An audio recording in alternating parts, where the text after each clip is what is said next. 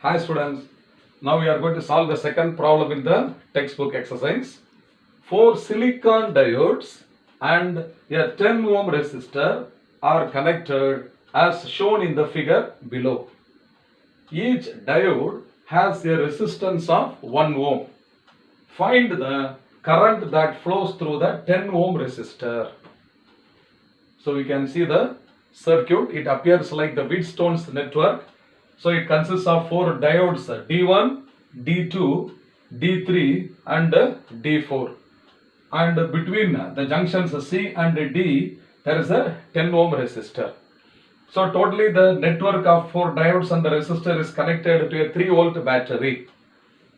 Now we will first check how many diodes are going to conduct the current supplied by the battery. So let us take the current supplied by the battery is I ampere. Okay. You see the diode D1 first. The N region of diode D1 is connected to the positive of the battery. So this is reverse biased. So D2, I mean D1 is reverse biased. It will not conduct. See the diode D2 now. So the P region of diode D2 is connected to the positive of the battery. Can you see here? P is connected to the positive of the battery. Therefore, this diode D2 will conduct the current. Then coming to D3. So D3, if you see, means you will connect this P region. See, this P region is connected to the positive and the N region is connected to the negative. Therefore, D3 will also conduct the current because it is forward biased. D3 is also forward biased. Now, the diode D4, if you check, means the P region of the diode is in contact with the negative terminal. Therefore, the diode D4 is reverse biased. So, D4 also will not conduct the current. So, we find that out of the 4 given diodes, now 2 diodes become inactive. They are not going to conduct the current. So we can remove them from the circuit.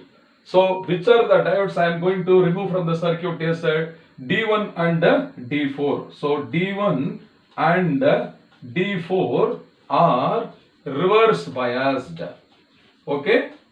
So when they are reverse biased means they do not conduct. Okay. They do not conduct current.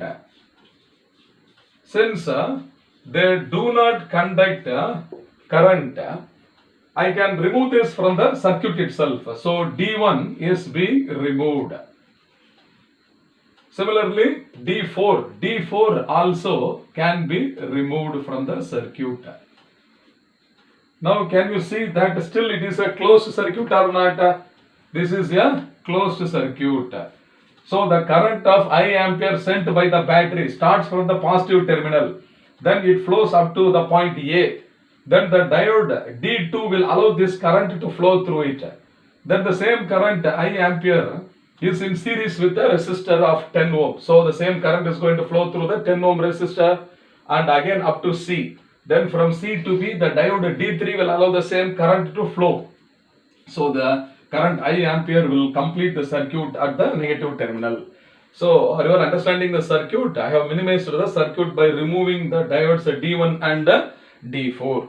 Okay, now D2 and D3. D2 and D3 will conduct. Okay, they will conduct. But what type of diodes are these D2 and D3? They are not ideal diodes. They are not ideal diodes. They are silicon diodes. Is it not? So we have studied in the previous numerical problem, if a diode is ideal diode, then the internal potential barrier is equal to 0 volt. Is it not? But here they are not ideal diode, they are silicon diodes. So for silicon diodes, the barrier potential is equal to 0.7 volt. Okay. What is barrier potential? We already studied that the internal potential barrier is the opposing potential difference. It is going to act in a direction opposite to that of the applied voltage. The applied voltage is 3 volt. But the opposing voltage by each diode is how much? 0.7 volt. Therefore, what is the net potential difference? The net potential difference okay, in the circuit is this 3 volt.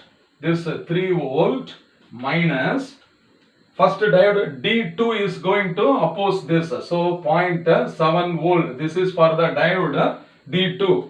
Similarly, another diode is there. So that is also minus 0.7 volt. So that the net potential difference V is equal to 3 minus 1.4. So this is equal to 1.6 volt. This is the net potential difference across the diodes and the resistance which are in series. Okay, what is the resistance offered by each diode? That is 1 ohm. So if this circuit is equivalent to a series combination of 3 resistors. What are the 3 resistors? 1 ohm resistance due to diode D2 plus 10 ohm resistor plus 1 ohm resistance due to the diode D3. So this resistance or effective resistance is equal to 10 ohm plus first diode 1 ohm plus second diode is another 1 ohm. So that this is equal to how much? 12 ohm. Understand? Now we can find out the current. What current is going to flow through the diodes as well as the resistance. Same current only is going to flow because all the 3 are considered to be in series now. Therefore, the net current I is equal to V divided by, this also can be taken as V effective, is it not? So this is V effective divided by R effective, and this is equal to 1.6 divided by 12. Okay, so this will be equal to 0.133. Around this value only will come. Understand?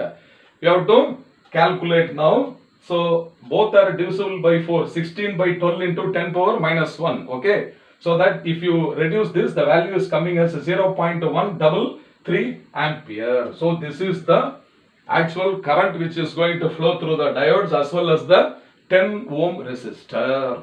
So my dear students, in such Wheatstone network type of problems, mostly out of the 4 diodes, most cases 2 diodes can be removed from the circuit. You have to check whether they are forward biased or reverse biased. So that after removing the diodes, it becomes a series combination of the diodes only, so that the resistances can be added. And hence the current is equal to effective voltage by effective resistance. Okay, suppose in the same problem, instead of silicon diodes, had they given ideal diodes, means how you must have done? For ideal diode, what is the internal potential barrier is 0, is it not? So what will happen now? Instead of 3 minus 1.4, it should have come as 3 volt only, is it not? That is the only point you have to remember in mind. Will you keep it in mind? I hope you must have understood well. Fine.